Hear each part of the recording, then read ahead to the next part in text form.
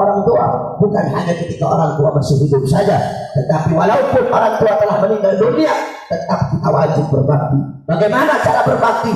Yaitu dengan mengadakan acara haul setiap tahun, dengan selalu mengirimkan doa, mengirimkan fatihah, mengirimkan tahlil, tahmid, tasbih, takbir, tamjid, salawat kepada orang tua yang telah meninggal dunia. Kita doakan mudah-mudahan orang tua dari para sahibul hajat Allah subhanahu wa ta'ala ampuni dosa-dosanya, Allah rahmati dalam kuburnya, Allah luaskan kuburnya, Allah subhanahu wa ta'ala jadikan anak-anak dan cucu-cucu yang ditinggalkan menjadi anak-anak dan cucu-cucu yang saleh dan salehah. Amin amin ya rabbal alamin. Yang terakhir, saudara-saudara, sebelumnya saya mohon maaf tidak bisa lama karena malam hari ini saya ada 7 tempat, ini tempat yang kedua, masih ada 5 lagi. Yang terakhir, hadirin sekalian yang dimuliakan oleh Allah, 1 tahun yang lalu kita umat Islam disatukan dengan Al-Quran. Ketika Ahok menistakan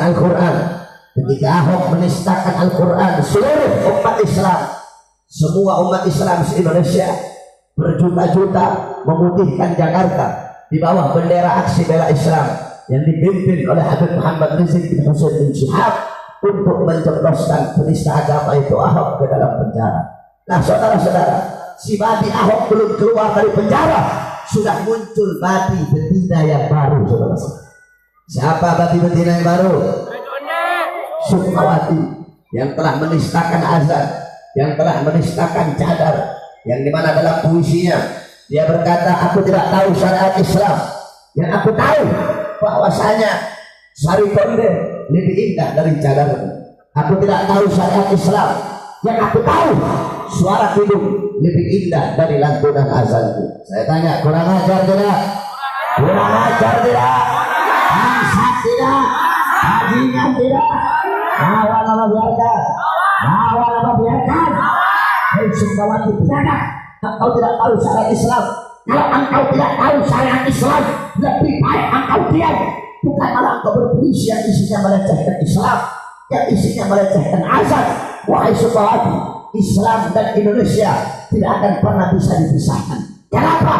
Ini Islam dan Indonesia tidak akan pernah bisa dipisahkan. Kenapa? Karena demi Allah, kalau bukan karena Islam, tidak akan pernah berdiri negara kesatuan Republik Indonesia. Saudara-saudara sekalian, si Sukmawati dia berkata bahwasanya sari konde lebih indah daripada cadar.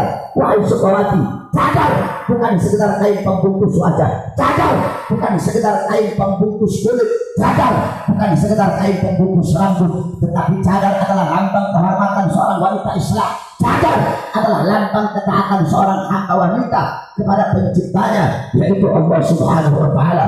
Dan bahkan Sukmawati berkata bahwasanya suara hidung lebih indah daripada lantunan azan. Wahai Sukmawati, azan bukan sekedar panggilan biasa, tetapi azan adalah panggilan Allah. Azan adalah seruan Allah kepada hamba-hambanya agar kembali kepadanya, agar memasrahkan jiwa dan raga untuk bersujud kepadanya. Di dalam suara azan, di dalam lantunan azan terdengar lafaz Allahu Akbar, Allahu Akbar, Allahu Akbar, Allahu Akbar. Di situ ada kalimat takbir, di situ ada lafaz takbir. Wahai Sukmawati, demi Allah, tidak ada kalimat yang bisa mengangkat para pejuang-pejuang kemerdekaan untuk melawan para penjajah sehingga mereka pergi dari tanah Indonesia. Tidak ada kalimat yang bisa membakar semangat para pejuang-pejuang, para santri-santri untuk memerdekakan Indonesia. Kalimat apa yang diteriakkan oleh Bung Tomo? Kalimat apa yang diteriakkan oleh Jenderal Sudirman? Kalimat apa yang diteriakkan oleh Pangeran Diponegoro? Kalimat apa yang diteriakkan oleh Ki Haji Hashim Asy'ari? Tidak ada kalimat yang bisa membuka gerbang kemerdekaan Indonesia selain daripada kalimat Allah Akbar. Dan di mana kalimat tersebut ada di dalam lantunan azan. Oleh karena itu jaga kau punya mulut. Kalau kau tidak tahu syariat Islam, lebih baik engkau diam. Qul khairan aw yasmut, berkatalah engkau sesuatu yang baik. Kalau engkau tidak bisa berkata yang baik, lebih baik engkau diam. Oleh karena itu kami umat Islam, kami minta kepada kepolisian Republik Indonesia agar segera menangkap dan memenjarakan Sukmawati sepenista agama. Oh, dia udah minta maaf, walaupun dia udah minta maaf. Kalau sekedar dengan minta maaf saja dimaafkan, sekedar dengan minta maaf. Dalam kitab Asy-Syifa karangan Imam Qadiriyah, kita umat Islam tidak punya hak untuk memaafkan penista agama. Kenapa? Ini masalah istihza bil-din. Ini masalah penghinaan agama, yang dia hina agama Allah, syariat Allah. kita umat Islam tidak punya hak untuk memaafkan dia. Hak memaafkan ada kepada Allah Subhanahu wa taala. Dan walaupun dia sudah minta maaf, walaupun kalau dengan minta maaf saja tidak dipenjara, tidak dihukum, dilepaskan begitu saja, besok-besok akan lahir ribuan sukmawati yang dengan gampangnya menistakan agama. Betul? Kalian polisi harus adil. Jangan bisanya nangkepin ulama, nangkepin ustaz, nangkep kiai, nangkep habaib, ustaz, kiai, habib, yang dimana mereka mengkritik pemerintah langsung kalian tangkap. Kalau penista agama tunggu demo berkali-kali baru ditangkap. Sama seperti kemarin ketika Sukmawati melaporkan Habib Rizik dengan kasus dugaan penghinaan Pancasila. Apa kata Mabes Polri? Kata Mabes Polri, segera kami tindak lanjuti. Giliran kemarin kita melaporkan Sukmawati, apa kata Mabes Polri? Kedepankan musyawarah. Saya tanya, adil tidak? Adil tidak? Oleh karenanya kepolisian cepat tangkap dan penjarakan penista agama. Kalau sampai kalian biarkan, kalau sampai tidak kalian tangkap, kalau sampai tidak kalian penjara, atau bahkan kalian lindungi, demi Allah, seluruh umat Islam Indonesia, kami akan bunyikan Jakarta dan kami tangkap, kami hukum Sukmawati dengan cara kami sendiri.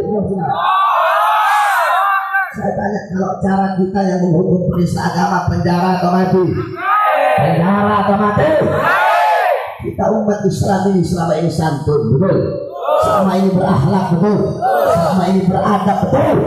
Apa kata Nabi? Masalul mu'minina kamathali nakhlah. Perumpamaan orang mukmin itu, kata Nabi, bagaikan lebah. Ida akalat thayyibah, ida wadu'at thayyibah. Itu lebah, kalau dia makan sesuatu yang baik. Kalau dia mengeluarkan sesuatu yang baik.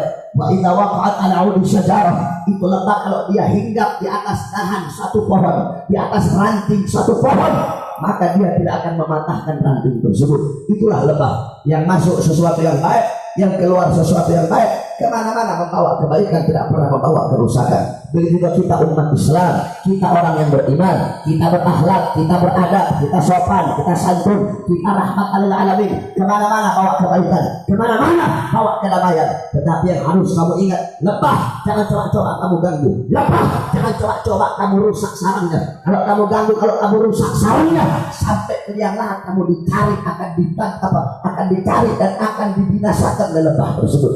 Begitu juga kita umat Islam, kita sopan, kita santun, kita berakhlak, kita beradab. Tapi jangan coba-coba kamu ganggu kami punya agama. Jangan coba-coba kalian ganggu, kalian nistakan kami punya Quran. Jangan coba-coba kalian tangkap kami punya ulama. Jangan coba-coba kalian hinakan kami punya azab. Kalau kalian hinakan agama kami, kalian hinakan syariat kami, kalian hinakan kami punya azab, kalian kriminalisasi kami punya ulama, demi Allah, kami umat Islam akan terjun ke dalam perang sampai titik darah penghabisan. Katanya orang Cipadu, kalau ulama sudah serukan lawan apa biarkan. Ulama sudah komandokan perang apa jalan? Perang apa jalan?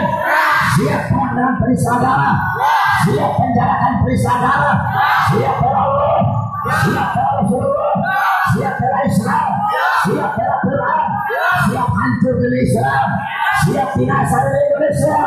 Allahu Akbar, Allahu Akbar, Allahu Akbar. Allahumma barik lana fi Rajab wa Sya'ban wa balighna Ramadan. Allahumma barik lana fi Rajab wa Sya'ban wa balighna Ramadan. Allahumma barik lana fi Rajab wa Sya'ban wa balighna Ramadan. Wa sallallahu alaihi wasallam wa ala alihi wa sahbihi wa barik wa sallam. Alhamdulillahirabbil alamin. Wa afu minkum. Wassalamu alaikum warahmatullahi wabarakatuh.